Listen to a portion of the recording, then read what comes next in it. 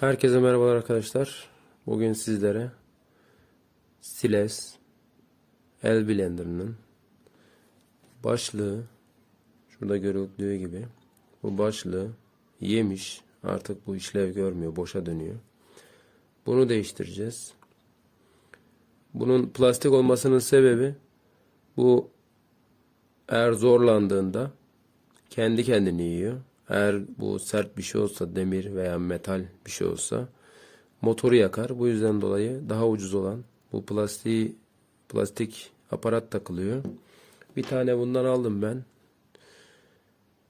Şimdi bunu çıkaracağız, bunu sökeceğiz ve bunu takacağız. Bunda görüldüğü gibi hiçbir yerde bir vidalama işlemi olmadığından dolayı sökme insanın biraz zor geliyor. İster istemez servise götürmek istiyor. Bunu göstermek istedim. Yani kendiniz de evde yapabilirsiniz. İnternetten şunun siparişini verirsiniz.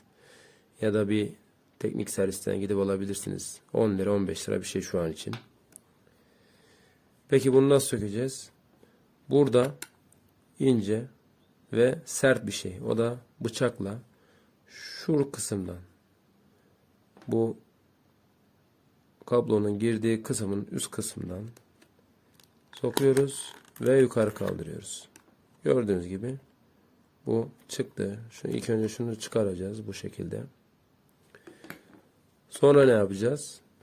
Sonra şuradaki kısım bunu buradan çıkaracağız. Şu kısmı, tuş olan kısmı. Şöyle göstereyim. Evet, bunu buradan çıkardık. Elimi altına koydum ve şu kenarlardan da aynı şekilde dışarıya doğru çıkarmaya devam ediyoruz. Aşağıya doğru.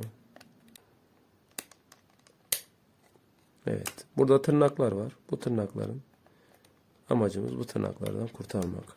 Aynı şekilde işlemi burada da yapıyoruz. Ve bu parçayı da çıkarmış bulunuyoruz. Evet. Burada iki tane vidamız var. Bu iki de vidayı yerinden sökeceğiz. Hemen bunu sökeyim. Evet, bu iki vidamızı da söktükten sonra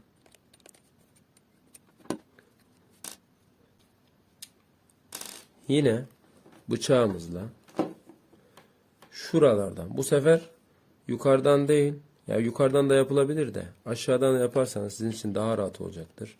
Özellikle şurada tırnak gibi yerler var. Bunların dibinden, şuradan biz bunu açmaya çalışacağız. Açtıkça yine diğerindeki gibi buralardan evet sokacağız ve bu şekilde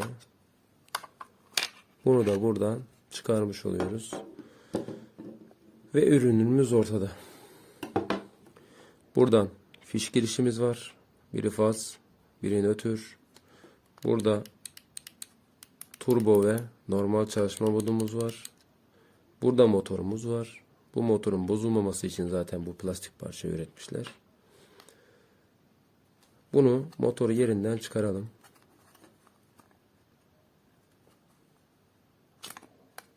Evet. Dikkat edelim. Kırmızı burada. Yine bağlantıyı bu şekilde buraya tutturmamız lazım. Onlara dikkat edelim. Şu yerinden çıkmış sanki. Bunu oturtturalım. Şu an daha iyi oturdu. Şimdi bunu ya çekerek ya penseyle çekerek çıkardım ben. Penseyle de çıkarabilirsiniz bunu. Çıkardık. Aldığımız ürünü takalım. Bunu bu şekilde bastıraraktan. Evet.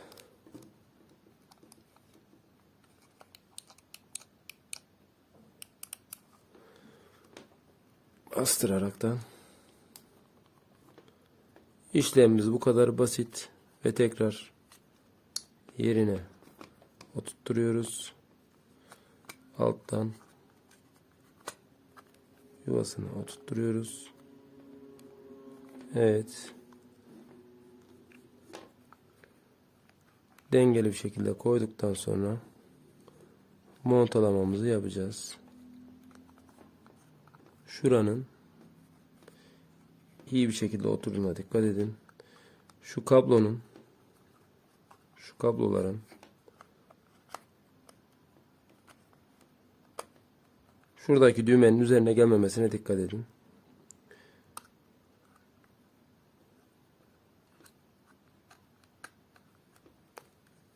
Evet. Şunları buraya alabilirsiniz. Tekrar bunu buradan şöyle üstten bastırınca zaten oturacaktır.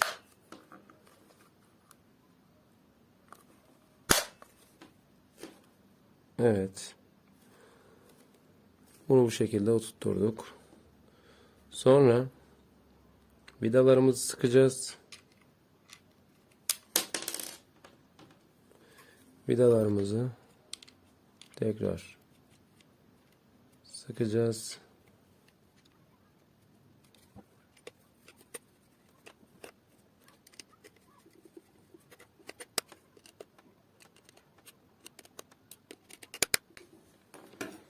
Ve yine sıra sıra gidiyoruz.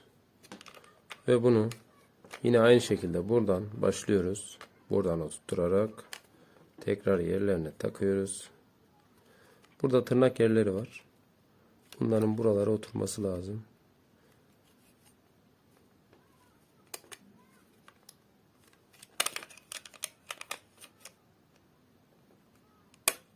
Evet, burası girdi. Burası da girdi. Sıra sıra. Yani acele etmeden sıra sıra her tarafı oturtarak bu şekilde. Ve son olarak burada gördüğünüz gibi burada 2 tane diş var. Bu dişler şu araya gelecek. Bunu bu şekilde oturtuyoruz. Yoksa zaten oturmaz. Şu şekilde olur. İsteseniz de içine girmez. Oturduğu anda bastırın ve ürünümüz kullanılabilir hale geldi. Şimdi bir de çalıştıralım. Evet, şimdi ürünümüzü de çalıştıralım.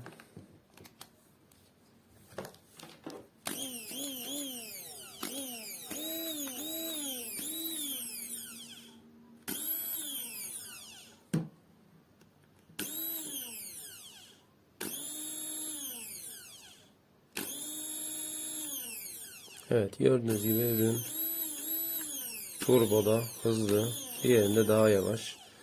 Bir de normalde stileslerin burada bir tane emniyet koruyucusu oluyor çıkmaması için. Ben garantiye vermiştim. Orada kırmışlar. Bana kırık şekilde geldi. Zaten şunun bir düğmesi de kırıktı. Onu açarken de yine buradan bıçakla alttan yukarıya doğru girersek o da direkt çıkmış oluyor. Normalde burada bir tane emniyet şeridimiz oluyor.